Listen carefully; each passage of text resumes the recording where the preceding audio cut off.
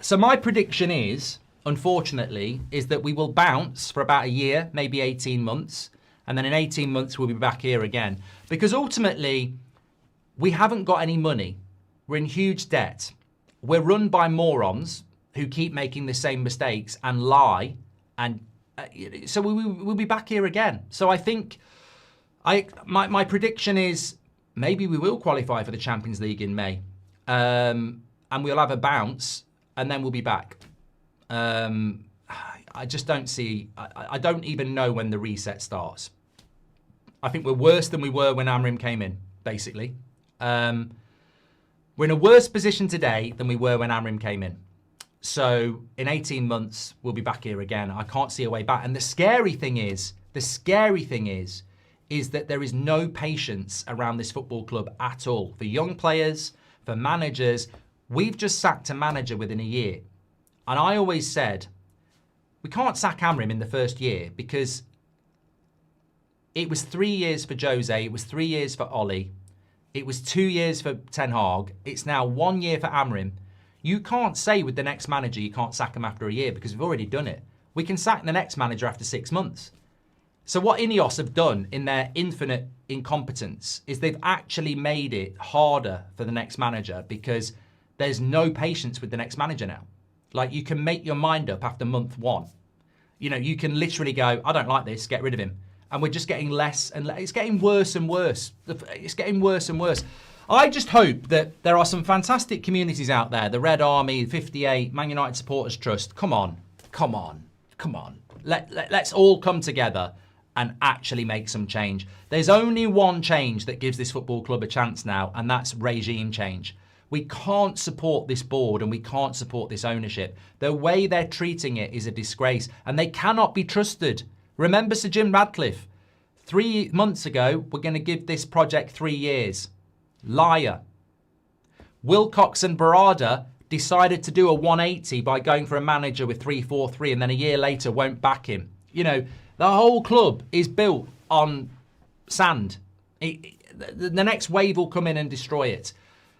Something has to happen, but unfortunately I don't think it will because shiny new toys distract attention. And this back four that we'll see now, and, you know, the nostalgia of Fletcher and the players, you know, turning the light switch on, I think it's going to distract people away. And we'll be called moaners again for saying we're not going to go anywhere long term. So the Glazers win again. Sir Jim wins again, even though they're a pack of liars who are destroying the football club. I think this is the worst thing that could have happened. I'm not surprised. They were always going to back Wilcox and the board over the manager. But, you know, ultimately, the blame lies with Ineos and the Glazers. I mean, they made this choice. They've spent £250 million on this manager in 12 months and they've sacked him, which is also going to cost them another 15 million quid. You've got a whole coaching staff gone. It's chaos. It's absolute chaos. All the people he's brought in have to go. Less than a year after everyone Ten Hag brought in has to go. It's wild. But look, expect the mainstream pile-on of Amorim now. It's all going to be Amorim. We're going to get all the leaks about Amorim this, Amorim that. Amorim made them eat pasta and no sauce. Amorim did this, Amorim did that. We've been here before. When Ten Hag went, he was a villain. Ten Hag this, Ten Hag that. I've seen this movie before. It's chaos. It's absolute chaos. Look, the most important question I saw there is, do you think they'll stick with Fletcher for the season? I do. Garnacho's liked the tweet. Mate, Garnacho's a dickhead. I mean, if you care, well, I mean, I almost feel embarrassed that we've got to react to that. That is exactly why Garnacho can fuck off and he sat on the bench at Chelsea. Because he sat on Instagram on a Monday morning liking a post about a manager being sacked. That's Player FC hanging in the Louvre. If Rashford, I would advise Rashford not to do the same. Because that's just about, I'm right. But you played shit for Man United. So you did need to go. But there we go. Look, it's starting to come in from the journalists. There's, I predicted that we would start to get all this spin. The client journalists now, their phones will be going, right. This is what's going to happen with all the journalists. The Athletic, the Telegraph, right. Phone's going to be going from Man United going, need you to say this about Amorim. We need to, if you want an interview, we need you to say this. Right, put this out, put this out. This is going to be a pile-on, right? Sources say Amorim has had unwavering support across the board internally and point out he was back to the tune of 250 million in the transfer market, making the club one of the highest spenders in the Premier League in that time. That's from James Ducker in The Telegraph. Man United have leaked to James Ducker that they are saying that they've given unwavering support across the board to Ruben Amorim. Bollocks. Absolute bollocks. 20-year-old Dorgu is not unwavering support. Sesko is not the striker he wanted, so that's 120 million of that 250 straight away on kids that Amorim didn't actually want. No midfielders when he wanted midfielders, and you bought 2 number 10s. So you didn't give unwavering support at all. You spent 250 million quid, but I can go down the shop and spend 250 million quid on a load of shit. So let's not distract. The board fucked up, and I'm not having this. I'm not having this at all. I'm not having this pinned exclusively on Amorim. I don't think there's an Amorim outer out there that will blame it exclusively on Amorim. Amorim's got to take blame. I always say, use the blame pie, right? How much is Amorim to blame for? Because he is to blame, 25%. 50% players, 25% players, 50% the owners.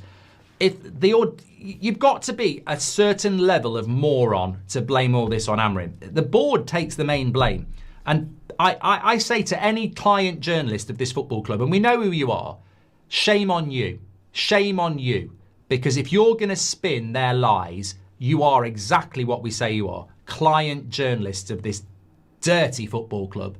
This dirty football club that is dragging us through the sewer. You are just paid employees. If you're going to put pen to paper and start spinning about Amorim being the blame because the club have told you to, shame on you. And it's a shame that you are so beholden to that football club and so desperate for access to press conferences and players that you'll write any old shit that they send you to protect the Glazers and Ineos. Because that's ultimately who pays your wages. The Glazers and Ineos. It's about time some of these journalists and some of these mainstream media outlets and some of these ex-players stood up to why this football club's in the mud. Because of the ownership that's been there for 20 years and for people who prop them up like Ineos. That's why we fail. All it would take is a regime change and we would be back. And this is why we keep going round and round this cycle. I can't believe we're on this cycle again.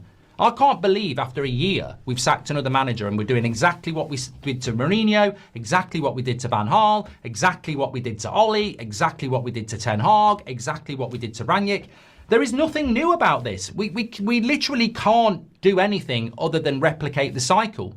You know, we've gone from Mourinho to Ollie. We've gone from Amorim to Fletcher. We've literally gone from a Portuguese manager to an ex-player interim. We're literally doing what we've done. It's incredible, absolutely incredible. The only uncertainty I would say, the only ray of hope I would say is, do we think that there might be a situation where Fletcher only manages a couple of games and then we bring a proper manager in? That's my only thought. But the scary thing about that is there's only 2 available, Xavi and Southgate. And any other manager that we might want would mean taking them out of where they are. For me, I will say this very, very clearly, and I will get clipped for it, and I don't really care. For me, there's 2 managers you go for. I don't think they'll succeed, but they're the best to go for. Conte or Emery are the 2 best managers you go for because they are dictators. They know what they're talking about, but this football club won't put up with that. Can you imagine Conte working under Jason Wilcox and Omar Barada? Never work. Can you imagine Emery working under Wilcox and Barada? It would never work. So we'll go for some bitch. We'll go for some, puppet. We'll go for some up-and-coming, quiet, coach who gets dictated to by a shit board. We're going to go for a puppet. We're going to do what Chelsea have done. We're going to go from Maresca to a Strasbourg coach with no experience. So the future is written. And Darren Fletcher's already on the payroll. So you just keep him till the end of the season. I think I can see Darren Fletcher just being the next Ole Gunnar Solskjaer. I can see the players responding to him.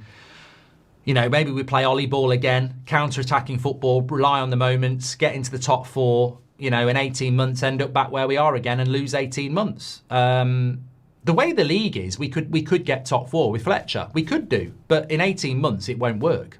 So And why would Emery come to Man United? And why would Conte come to Man United? But we're not going to go anywhere near that.